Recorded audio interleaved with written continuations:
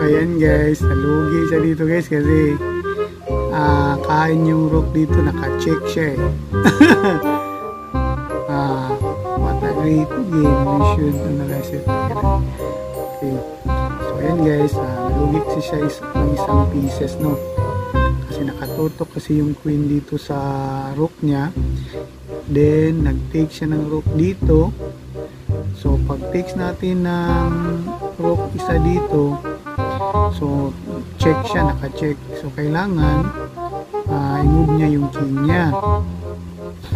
So obligado balik siya dito, or kung hindi siya magbalik, kung mag-move siya ng king dito, so it-takes ko yung rook dito. So lugi siya ng isang pieces. Okay, and then dito lamang tayo ng isang pieces na bishop. So, force queen to queen na yun, no? Kasi mamamati na siya dito.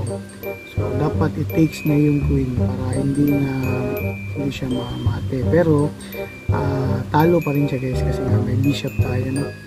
May isang pieces ka tayo. Okay? Then, lamang siya na isang pawn lang. Okay? So, mahirap ang sitwasyon niya. Okay? So, again guys, bago tayo magtapos, gusto ko masalamat sa lahat ng mga napadpad sa ating channel at sa mga nag-subscribe. At sa mga hindi pa nakapag-subscribe sa ating channel, baka naman dyan, don't forget to click subscribe and notification bell button. Yun all para palagi kayong updated sa mga bagong videos at live stream. Okay? Again guys, this is Kaindax TV.